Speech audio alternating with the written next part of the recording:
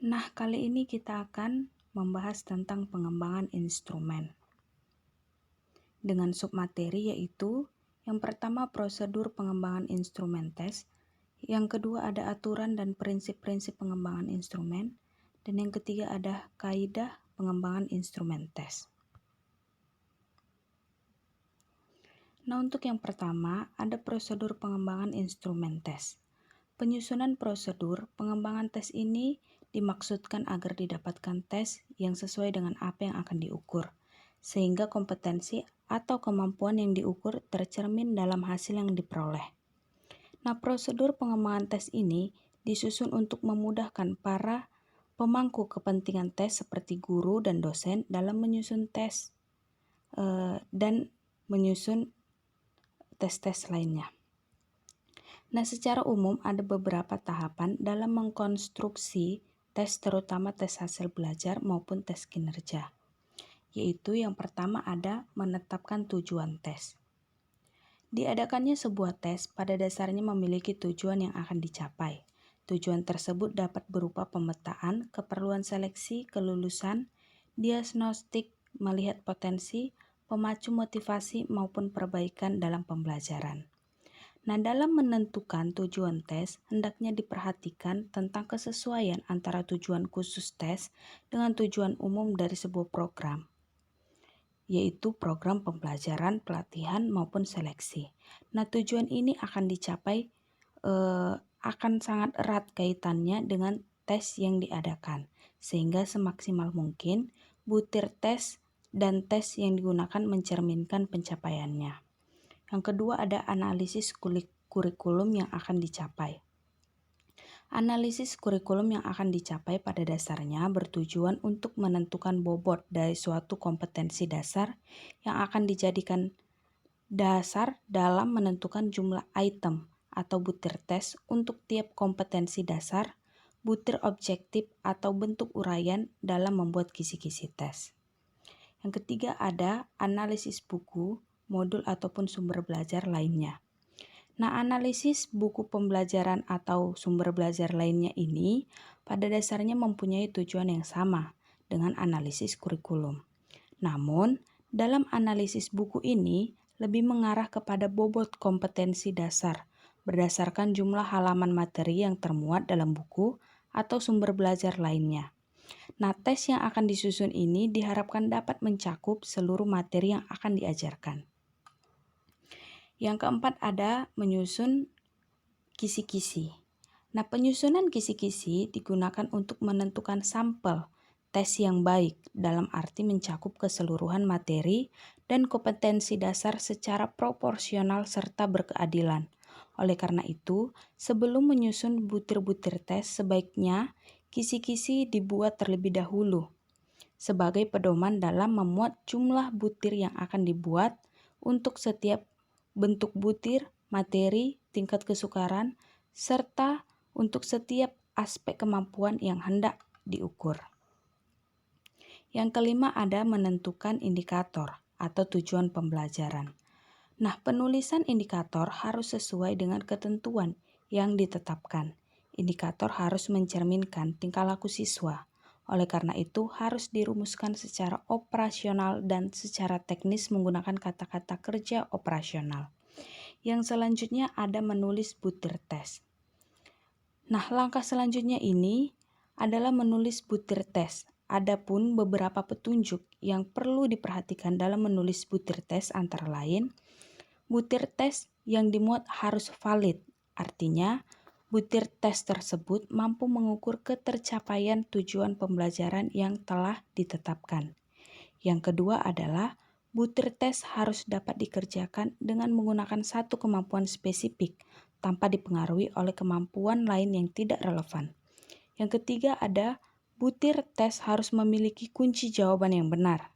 Yang keempat, butir tes yang dibuat harus terlebih dahulu dikerjakan atau diselesaikan dengan langkah-langkah lengkap sebelum digunakan pada tes sesungguhnya. Khususnya ini pada butir tes uraian atau esai. Yang kelima, hindari kesalahan ketik atau penulisan. Yang keenam itu, tetapkan sejak awal aspek kemampuan yang hendak diukur untuk setiap butir yang akan dibuat. Dan yang terakhir adalah memberikan petunjuk pengerjaan soal secara lengkap dan jelas. Yang selanjutnya ada menelaah butir tes. Walaupun telah dilakukan dengan penuh kehati-hatian, dalam menulis kadangkala masih mungkin terjadi kekeliruan, kekurangan maupun kesalahan yang menyangkut beberapa aspek. Oleh karena itu, sebelum dilakukan tes kepada siswa, ada sebaiknya dilakukan telaah butir tes. Menelaah butir tes dapat dilakukan secara mandiri atau melibatkan orang lain maupun pakar dalam bidangnya. Yang selanjutnya ada revisi ataupun perbaikan butir tes.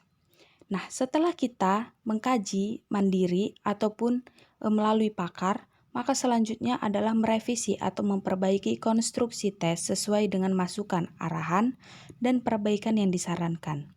Nah, revisi atau perbaikan butir tes ini hendaknya memperhatikan aspek kebutuhan juga, karena belum tentu masukan dari teman sejawat atau pakar dapat kita terapkan langsung kepada siswa. Nah, yang untuk selanjutnya ada reproduksi tes terbatas.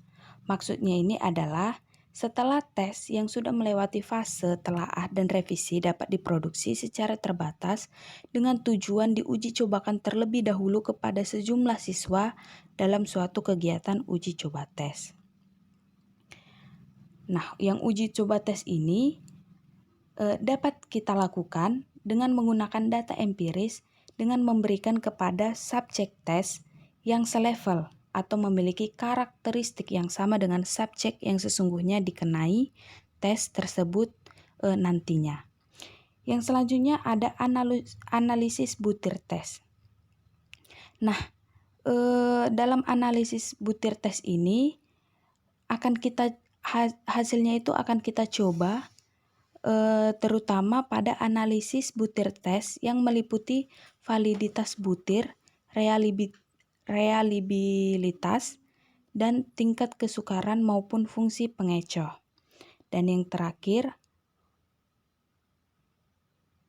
ada penyusunan tes yaitu final. Nah, butir-butir tes yang valid dan telah memenuhi syarat yang ditentukan dapat dijadikan seperangkat tes yang valid. Nah, urutan butir dalam suatu tes pada umumnya dilakukan menurut tingkat kesukarannya, yaitu dari butir yang paling mudah sampai butir yang paling sukar. Untuk selanjutnya yaitu ada aturan dan prinsip-prinsip pengembangan instrumen. Nah, suatu penelitian diperlukan instrumen-instrumen penelitian yang telah memenuhi persyaratan tertentu, yaitu yang pertama validitas instrumen. Nah, validitas adalah suatu ukuran yang menunjukkan tingkat-tingkat kevalidan atau kesahihan suatu instrumen. Suatu instrumen dikatakan valid apabila mampu mengukur apa yang diinginkan. Sebuah instrumen dikatakan valid apabila dapat mengungkapkan data dari variabel yang diteliti secara tepat. Tinggi rendahnya validitas instrumen menunjukkan sejauh mana data yang terkumpul tidak menyimpang dari gambaran tentang validitas yang dimaksud. Yang kedua ada reliabilitas instrumen. Reliabilitas ini menunjukkan pada suatu pengertian bahwa suatu instrumen cukup dapat dipercaya untuk digunakan sebagai alat pengumpul data karena instrumen tersebut sudah baik. Instrumen yang baik tidak akan bersifat tendensius, mengarahkan responden untuk memilih jawaban-jawaban tertentu. Instrumen yang sudah dapat dipercaya, yang reliable, akan menghasilkan data yang dapat dipercaya juga. Nah, apabila datanya itu memang benar sesuai dengan kenyataan, maka berapa kali pun data yang akan diambil, maka hasilnya akan tetap sama. Yang selanjutnya ada daya beda dan tingkat kesukaran. Sifat tes yang berikutnya adalah daya pembeda atau diferensiasi tes atau tingkat diskriminatif tes. Nah, daya pembeda tes merupakan kemampuan sebuah tes untuk menunjukkan perbedaan-perbedaan sifat atau faktor tertentu yang terdapat pada siswa yang satu dengan siswa yang lainnya. Yang selanjutnya ada keseimbangan tes. Sebuah tes yang baik mempunyai sifat seimbang. Keseimbangan merujuk pada tes terdapat semua aspek yang akan diukur. Tidak boleh tes hanya menumpuk pada suatu aspek tertentu, sehingga hasil tes benar-benar dapat mengukur apa yang akan diukur dan dapat mengungkapkan apa yang sebenarnya harus diungkapkan. Bagian-bagian pembelajaran yang sifatnya penting mendapat porsi yang lebih banyak bila dibandingkan dengan bagian-bagian pembelajaran yang sifatnya kurang penting. Yang kelima ada efisiensi atau daya guna tes. Sebuah alat ukur atau tes harus memiliki sifat efisiensi atau berdaya guna. Apakah suatu tes akan memberikan informasi yang cukup bila dibandingkan dengan waktu yang digunakan oleh guru saat menggali informasi tersebut? Nah, yang keenam ada objektivitas tes. Tes sebaiknya memiliki objektivitas yang tinggi. Bilapun non-objektif, maka subjektivitas yang mungkin akan muncul harus diminimalkan. Suatu tes atau instrumen yang memiliki objektivitas tinggi akan memberikan kemungkinan jawaban siswa benar atau salah juga. Bila unsur subjektivitas terlalu tinggi, maka berarti guru telah melakukan tindakan yang kurang jujur atau kurang adil kepada siswanya sendiri. Yang ketujuh ada kekhususan tes. Sifat penting lainnya yang harus dimiliki oleh tes yang baik adalah kekhususan. Kekhususan bermakna pertanyaan-pertanyaan yang merupakan komponen-komponen tes tersebut hanya akan dapat terjawab oleh siswa-siswa yang mempelajari bahan pembelajaran yang diberikan. Sementara siswa-siswa yang tidak mempelajari bahan pembelajaran tidak akan dapat menjawabnya. Yang kedelapan adalah tingkat kesulitan tes. Tingkat kesulitan tes perlu diperhatikan jika ingin menyusun sebuah tes yang berkualitas. Pertanyaan-pertanyaan dirumuskan sesuai dengan taraf kemampuan siswa untuk menjawabnya. Guru harus pandai mengira agar tes dapat dibuat tidak terlalu mudah dan juga tidak terlalu sulit. Yang kesembilan ada keadilan tes. Tes yang diberikan harus dirancang sehingga menganut asas keadilan. Meskipun pengukuran yang baik dilakukan untuk setiap individu, sangat sulit untuk melakukan pengukuran secara individu karena keterbatasan waktu. Proses pelaksanaan tes harus dilakukan terhindar dari sikap subjektivitas atau merugikan pihak tertentu. Dan yang terakhir adalah alokasi waktu tes. Alokasi waktu juga bagian terpenting dalam tes. Penentuan waktu tes harus disesuaikan dengan kapasitas manusia, mengingat sesuatu secara mendetail. Waktu pelaksanaan juga harus diatur dalam tenggang yang masih wajar.